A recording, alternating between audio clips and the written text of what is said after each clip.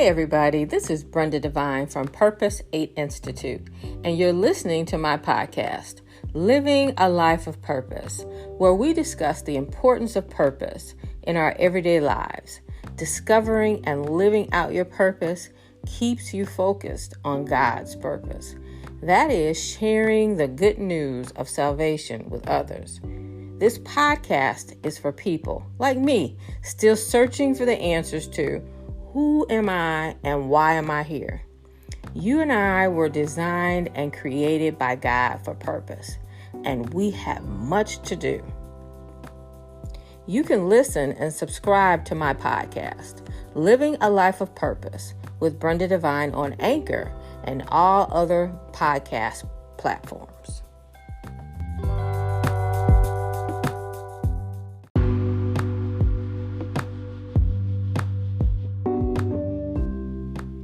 Hey, this is Brenda Devine from Purpose 8 Institute. Hey, I hope that everything is going well with you. Everything is going well with me.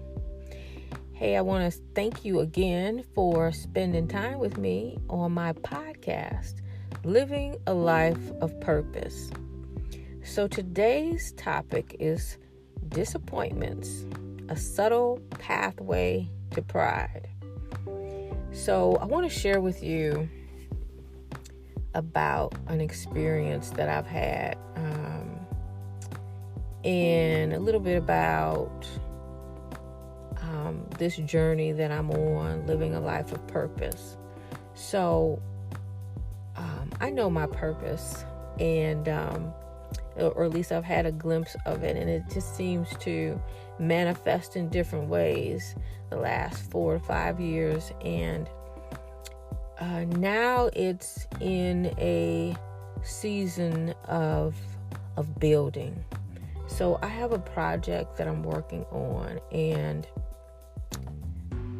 earlier this year, an opportunity came to me that I wasn't expecting, and I asked and wondered if I should even consider the opportunity. And I said, well, I'm going to be bold, and I'm going to ask God for this blessing. And if he chooses to give it to me, great, but I'm going to ask. So I asked God for the blessing, and I also asked him to continue to have me open and receptive and open the opportunities for this project that I was working on. And I prayed on it, and I was confident that God would answer my prayers. Well, I got an email a couple of days ago that the blessing was a no.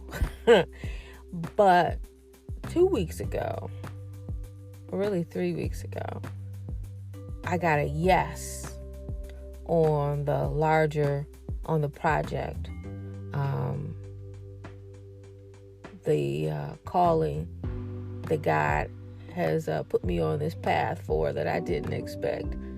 And I was thinking, when I got the no on the blessing, I was a little disappointed. And I realized I was more disappointed than I really expressed the next day, because I was agitated and I was feeling vexed. And I was being prideful that day. And at the end of the day, I realized that I had been wrong, that disappointment meant more to me than it should have. Because stepping back, I had to look at the bigger picture. And the bigger picture is purpose. The bigger picture is always purpose. Yes, I would have enjoyed that blessing, but that's not what God wanted for me. And to be honest, that blessing could have distracted me or taken time away from the bigger promise, the bigger project, the bigger purpose of what I should be doing. And I had to realize that I had to get out of my feelings. and realized that that disappointment was a distraction, and that if I had let it linger like I have in the past, that it would have manifested into something else, like bitterness and rejection and pride and jealousy and envy. And I'm thankful that I realized early what it was. So I'm sharing my story with you, because that's what we're having these conversations about, living a life of purpose. And as I'm learning, as I'm growing, I'm sharing with you, because I truly believe that believers, Christians, we don't share our journeys of purpose. We don't share our testimonies. And I want to share that we have to be careful of disappointments, because they can work to distract us and disrail us from our purpose. Our disappointments can't be bigger. Our goals, our desires can't be bigger than our desire to fulfill our purpose. If God has given us something to do, that is first. That is the primary. That is in front. That is what my attention should go to. And when God gives an answer, that disappointment, the answer could be no. The answer could be wait. The answer could be not now. The answer could just be no. And we have to be conscious of our feelings, because our feelings are gateways into our heart and what we really desire. And oftentimes that desire has to do with self, pleasing ourselves, being comfortable, having a backup plan, or reaching for something that we've desired, or so we have to be careful of when we get an answer that we're not happy with, something that we've pursued, something that we put our energies in, something that we desire. We have to be careful that we don't let our feelings of disappointment overshadow our pace, our energy, our determination, our spirit towards our purpose. And that's where I'm going to say you have to be self-aware. You also have to be aware of your triggers, what bothers you, what is, how do I want to explain it? You have to be aware of the condition of your heart. I'll put it that way. You have to understand that when you get a response to your questions, your prayers, and you're disappointed, it's okay to be, it's okay to be disappointed, but you can't let it linger, because it will manifest and throw you off. We've all had disappointments in our lives. We've all had them. And we can let those disappointments stop us. One of the things that could have popped up, one of the things that could have popped up in my head about being disappointed was, I've been waiting and God didn't answer me, and this is what, how can I trust him? And see, that's the wrong pathway. That's the wrong pathway. Because basically we're saying that God didn't get it right.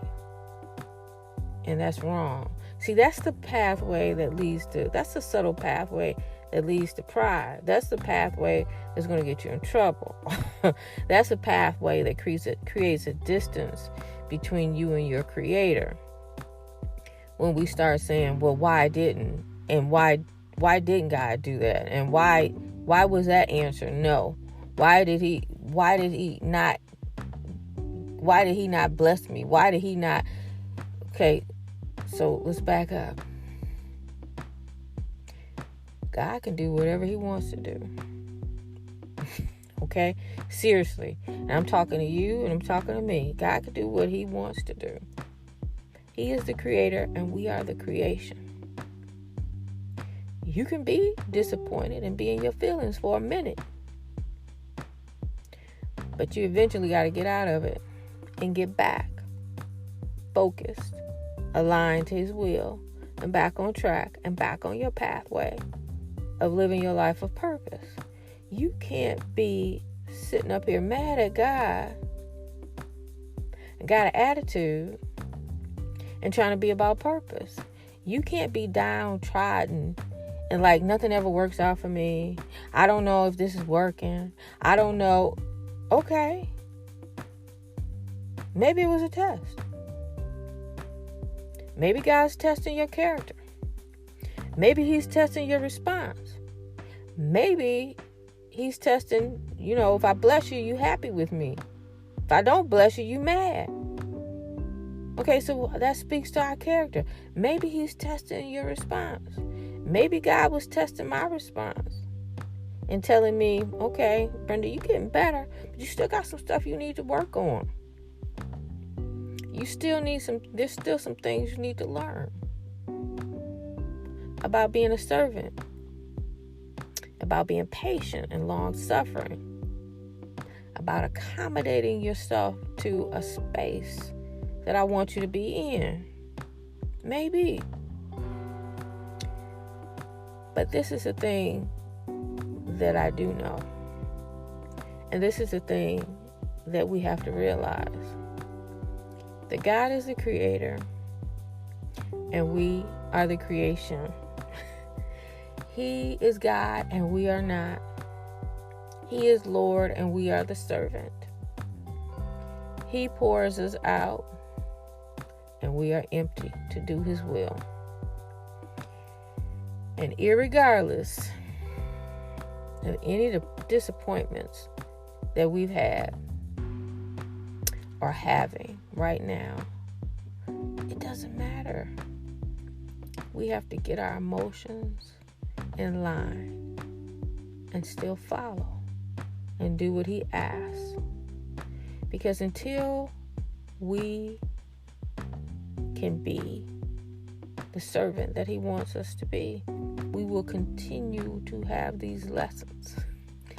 And I am determined that I don't want to have a continuous cycle of the same lesson over and over again.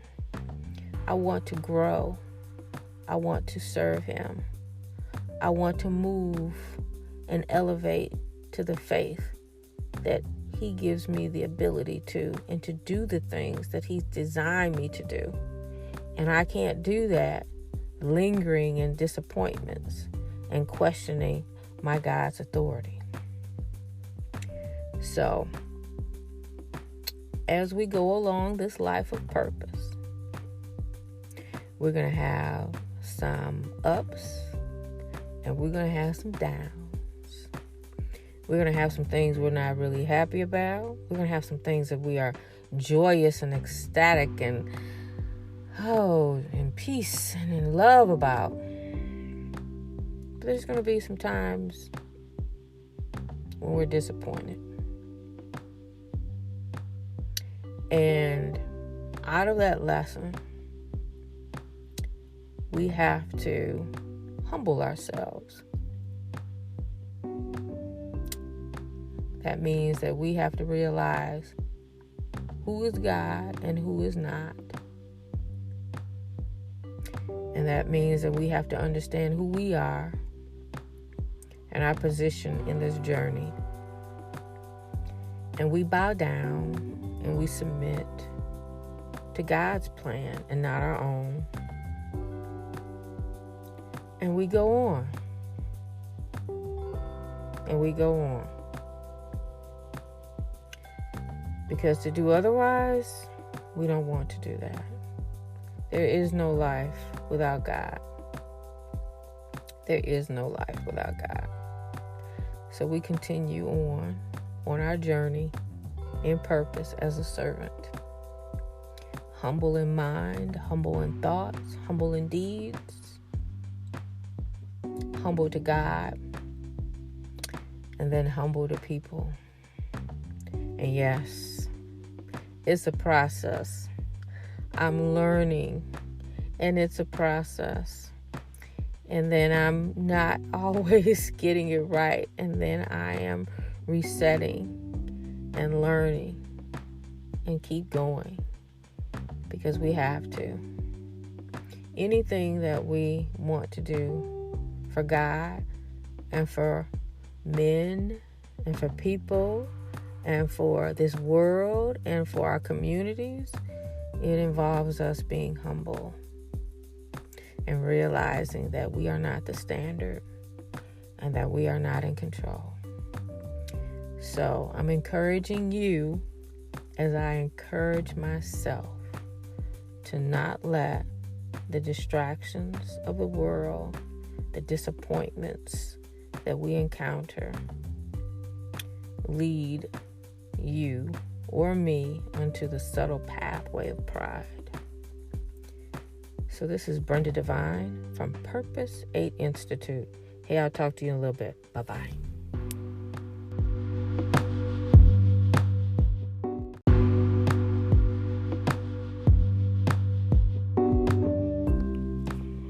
Thank you for joining me on my podcast, Living a Life of Purpose, on Anchor and all other major podcast platforms. To learn more about Purpose 8 Institute and our ministry of sharing the importance of purpose, please visit our website, www.purpose8institute.com. You can also find us on Facebook, Instagram, YouTube, and even TikTok.